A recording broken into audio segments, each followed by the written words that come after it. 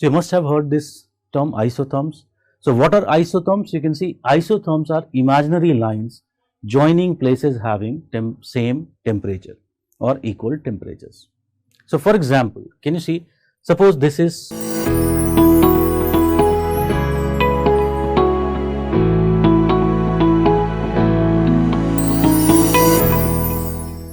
we have to introduce ourselves to some concepts which we will be using in understanding the distribution of temperature, and one of these concepts is isotherms. So you must have heard this term isotherms. So what are isotherms? You can see isotherms are imaginary lines joining places having same temperature or equal temperatures. So for example, can you see, suppose this is one latitude, there is another latitude I have drawn with black color lines. So here the temperature on this latitude at this point is 10 degrees Celsius, here also it is 10 degrees Celsius, in the interior it is becoming 15 degrees Celsius. On the other hand, there is this 10 degrees Celsius temperature in the interior found on this latitude. So can you understand that when I will draw isotherm, I will join the places having same temperature. So this will be the isotherm 10 degree Celsius. So isotherms are imaginary lines. That means they are actually not present. We are drawing them to understand the temperature distribution found on the Earth's surface. Now, if you talk about isotherms, what they do, the behavior of the isotherms, they reveal a lot about the actual, if you talk about the temperature distribution of at any place, what is the temperature found at a place. So if I talk about further, for example, isotherms behavior I said will tell us about temperature distribution. So can you see here, for example, I have drawn this two latitudes, one is lower latitude, another is higher latitude. And here can you see this dotted line I have drawn, this should have been the ideal isotherm, and if insolation was only factor, then what should have happened, it should have been more or less parallel. But we will find that isotherms are rarely found parallel, fully parallel to the latitudes, and they show lots of bending. And what these bendings are telling us? Two things here.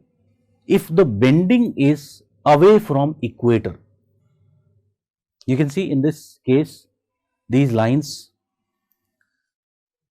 bending is away from, shown to be away from equator. This means clearly what? That there is a warming factor present. That means 10 degrees Celsius temperature should have been found exactly at this point because of the latitude. But we find that and at this point lower temperature should have been found. But what has happened? Because of that warming influence, now this 10 degrees Celsius temperature is found more away from lower latitudes. That means there is some warming influence. Like for example, we talked about the warm currents. Similarly, this bending of isotherms towards equator, they will reveal about the cooling influence. So for example, at this point, suppose there should have been 0 degrees Celsius temperature found. It should have been found at this point. But what we find? Here temperature is in minus, and 0 degree is actually found more near to lower latitudes. That means there is some factor which is cooling, like the cold currents. So that is what is revealed by these isotherms.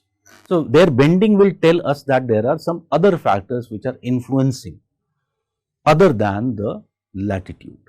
And if we further talk about, that is what I said, if only latitude was a factor in temperature distribution, what should have happened?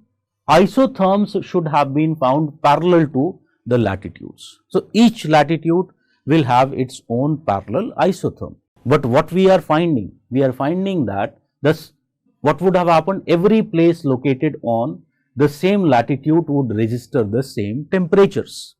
So for example, if I say that suppose this is a latitude, point A, point B, point C, point D, all of these should register same temperature. If and when latitude would be only factor. But we know it is not so. We know that latitude is not the only factor. There are several modifying factors. And what these would do? These would introduce changes in temperature distribution. So what will happen? Actual temperature of the places located on same latitude can be different from its average temperature. And this variability is what we are calling it as temperature anomaly or thermal anomaly. I told you we will talk about the concept of thermal anomaly. So this is essentially what we mean by the term thermal anomaly. So for example, if we are talking about a place, there is a place A, there is a place C, and there is a place here B, and there is a place C. So think, suppose the average temperature of this latitude is 10 degrees Celsius, but we are finding at A the temperature is found to be 20 degrees Celsius. At B it is 10 degrees Celsius, but at C it becomes 0 degrees Celsius. So can you understand that what we are finding? There is temperature anomaly found at C and there is temperature anomaly found at A. B is having same temperature as the latitude, that means there is no temperature or thermal anomaly found here. So this is the concept of thermal anomaly. And can you understand from this case? Here thermal anomalies can be of two types. Can you see, in case of C, temperature is lower than the average temperature. In case of A, it is higher than the average temperature. Thus, there can be two types of temperature anomalies, positive and negative. In case of positive temperature anomaly, actual temperature is higher than the average temperature of the latitude. And how it will be depicted? By bending of the isotherm away from the equator, that warming influence, if you remember. And negative, actual temperature is less than the average temperature of the latitude. And how it is depicted? Depicted by the bending of isotherms towards equator. Remember, I just now told it is influensive of a cooling influence. Okay. So that is what we essentially mean by this concept of thermal anomaly.